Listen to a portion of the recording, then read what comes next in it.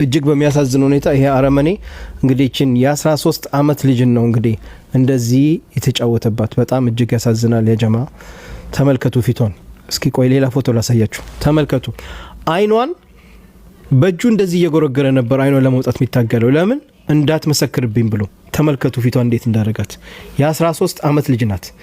የ13 አመት ልጅ ሱብሃንአላህ ሐስቡናላህ። ተመልከቱ አይኗን ተመልከቱ። በእጁ አያችሁ ይሄ የእጁ ጣቱ ለማውጣት ሲሞክር ቀዶ አይኗን ሊያወጣላት ፈልጎ ነበር። ተመልከቱ ፊቷን ያ ጀማ ተመልከቱ ፊቷን እንዴት አርግቶ እንደ የ13 አመት ልጅ ተመልከቱ ሐስቡናላህ ወኒዕመል ወኪል ሐስቡናላህ። ስለዚህ ለዚች ልጅ ሁላችን ድምጽ እንላት። እንግዲህ ሁሉም በተቻለ መተን ድምጽ ሆኑልኝ ያለች ነው። ነገሩ የተከሰተው ግብጽ ላይ ነው።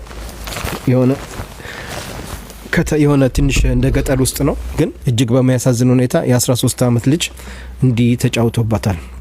ይሄ አረመኔ ቅድም እንደነገርካችሁ እቺ ልጅ የቲም ናት። አባት የላትም።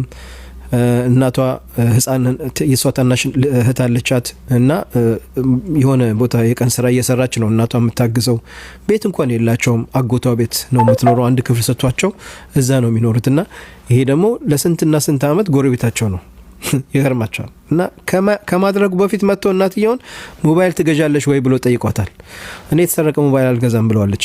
እና ከዚህ በፊትም ሌሎችን ህፃንን እንደዚህ ደፍሮ 5000 ግኔ ነው ምናም ሰጥቶ ወጥቷል።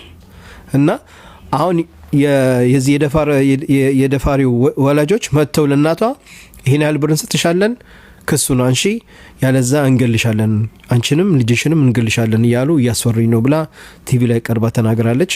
እንግዲህ በጣም እጅግ በሚያሳዝን ሁኔታ ወላሂ እኔ በጣም ነው የደነከትኩ። ሾክ ነው ያልኩት። እኔም በሷ እድሜ ልጅ አለ ሴት ልጅ አለችኝ። ወላሂ ሴት ልጅ አለችኝ በሷ እድሜ ልጅ አለችኝና በጣም ነው ወላሂ የፈራሁት። ማታኔ ሴት ልጄ ያክስቷ ልጅ ነጋ መጣ ወኔጋ ነው ያለችውና ካክስቷ ልጅ ገፋ በሱቅ ሄደን አንድ ነገር ይሄን ገዝተን እንምጣለች። ሰዓቱ ገና ነበር። ኖ አትሄዱም አልኳት። ለምን ስንት አይነት በሽተኛ አለ። በቃ እቺ ልጅ ትዛለችኝና አትሄጂም የምትፈልጊው ነገር ካለ ነው ያመጣልሻለሁ አልኳትና እንዴት ነው ታዲያ ልጆቻችን አሁን ይሁን ነገር እንኳን ሲወጡ እንዴት ነው ምን ተዋቸው?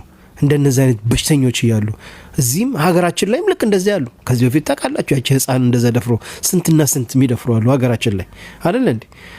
ስለዚህ ሁላችን ለዚች ልጅ ድምጽ እንሆንላት። እኔ በጣም ነው ያሳዘነችኝ። እንግዲህ አላህ ሐቋን ያውጣላት።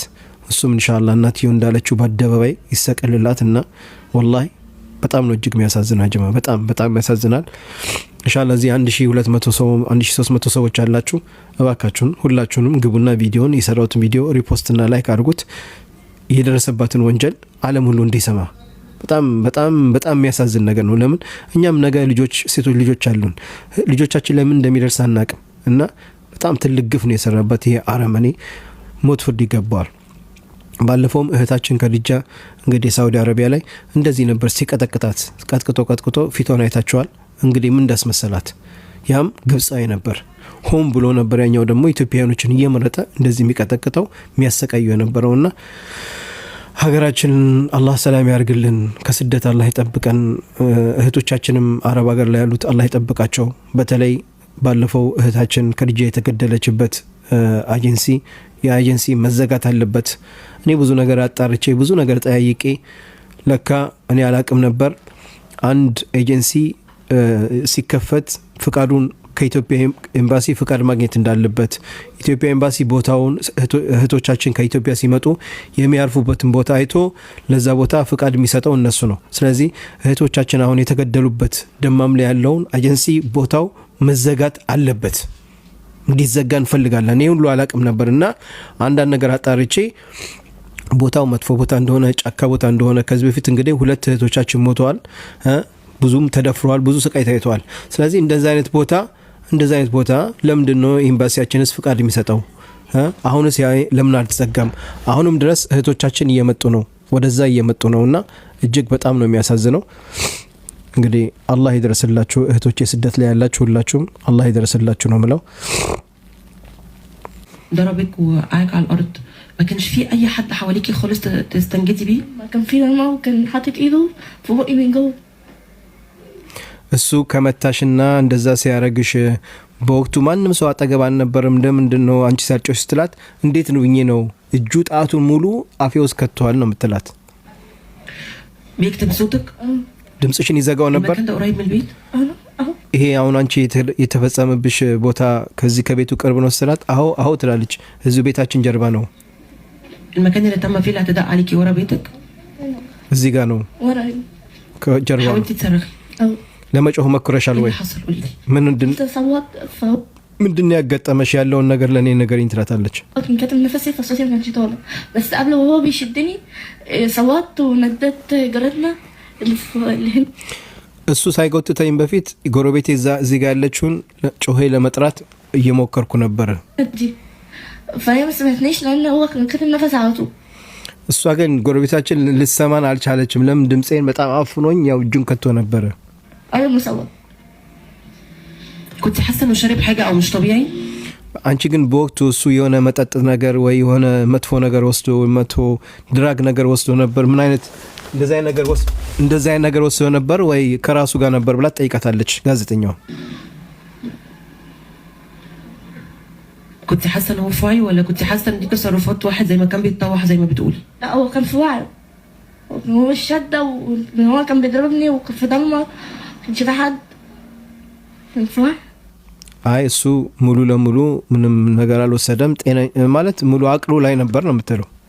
اكيد يعني اكيد لكن انت ما عملتيلوش حاجه عشان يعمل فيكي አንቺ ግን ምንም ነገር አላረግሽውም? እንደዚህ ያረገሽ ምንም ነገር አላረግሽውም ማለት? አይ አለች። ما عملتوش حاجة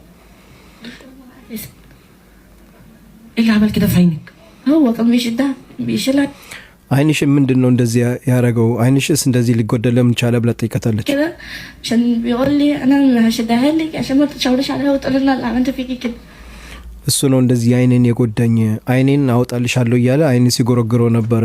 ለምን ነገ ስትጠየቂ ማን ነው ያረጋሽ ስትባይ እሱ ነው ብለሽ እንዳትመሰክሪብኝ ብሎ እንደዚህ የጎዳኝ እሱ ነው ትላለች። كنت حاسه باللي هو بيعمله كله ولا غبت عن الوعي او አንቺ ላይ ሲያረግ የነበረ በሰዓቱ ሁሉ ነገር ታቂ ነበረ ወይ እንዴት ነበር ወይ ፌንት ነበርሽ ትላለች። انا ضربنا انا بتاع الوعي ልክ እሱ እኔን መምታት ሲጀምር በቃ እኔ ፌንት ወጥቻለሁ ማለች። جيت البيت ازاي جيت البيت اختي كنت እንዴት እንደዛ ሆነሽ እንዴት ወደ ቤት መጣሽ? تجي من البيت كنت مسحف እኔ ወደ ቤት የመጣሁት መስሐፍ ማለት በቃ እንደዚህ ፍቅቅ እያልኩኝ ወደ ቤት እንደምን ብዬ መጣው እየተፋፈቀች መሬት ላይ ማለት ነው። هو جري هو كان بيحاول ከዛ እሱም ይሄን የፈጸመው ያረገውን ነገር ካረገ በኋላ ሩጦ አመለጠ። قاتني بس في واحد طلع وقال لي انت بتعمل ايه انت وهو ከዛ አንድ ሰው እንደዛ ሲያልፍ የሆነ ልክ እኔ እንደዛ ከላይ ላይ ሆኖ እንደዛ ሲያረገኝ የሆነ ወንድ ሲያልፍ ጨለማ ስለነበር በታምለኝ ያለ እንተ ሁዋ እናንተ ልጆች ምንድነው የምታረጉት ብሎ አለፈ። انت وهو كان مع مين كان እና እናንተ ልጆች ብሎ ሲያልፍ ሌላ ማን ነበር? ሌላ ወንድ ነበር ወይ ብላ ጠይቀታለች ጋዜጠኛው። هو فكرني الراجل كان بيفكرني ان انا ولد በወቅቱ ያያያቸው ሰው እኔ ወንድ መስየው ነበር ሴት መሆኔን አላወቀም። وهو بيضرب ሲመታኝ فطلع فقال له انت كان في دم ما كانش الراجل ما كانش شايف ጨለማ ስለነበረ ለዛ ሰው አልታየውም በደንብ። فقال له انت بتعمل ايه انت وهو فقام هو جري وبيقول لي انت لو قلت لحد انا هقتلك ከዛ በዛ ወቅት ላይ እሱ ተነስቶ ሮጠና ለአንድ ሰው አንድ ነገር ትናገሪና ያረኩሽ ነገር እገልሻለሁ ህይወትሽን ነው ማጠፋው ብሎ አለኝ። قالتني فانا طالعه وانا طالعه كنت طالعه سحفه فاختي صغيره ከዛ እኔም እንደምን ብዬ ተፋፍቄ መጣው። ከዛ እህቴ ትንሿ አየችኝ። فقالت لي مين اللي عمل فيكي كده ከዛ እህቴ ትንሿ ማን ነው እንደዚህ ያረጋሽ ብላ ጠየቀችኝ። ما جايباني هنا ماما طلعت قعدت تصوت ከዛ እናቴንም ጠራቻት። እናቴ ማየችና እናቴ በጣም ጮኸች። وقالت مين اللي عمل فيكي كده قلت لها محمد تامر ከዛ እናቴ ጠየቀችኝ ማን ነው እንደዚህ ያረጋሽ ማን ነው ልጄ እንደዚህ ያረጋሽ ብላ እናቴ ስጠይቀኝ በወቅቱ እኔ መሐመድ ተመር የሚባለው ጎረቤታችን ነው ብዬ ለእናቴ ነገርኳት። انت رجعتي البيت وانت بتزحفي እና ቤት አሁን አንቺ እንደዚህ ፍቅቅ እያልሽ ነው ከዛ ከቦታው ከደፈረሽ ቦታ የመጣሽ ሰረት አዎ አለች። ممكن تحكي لي شيماء بعد ما ضربك وقعك على الارض እንግዲህ ይሄ ነው የልጅቷን ከራስ አንድ ቦታ እንደስሙት ብዬ ነው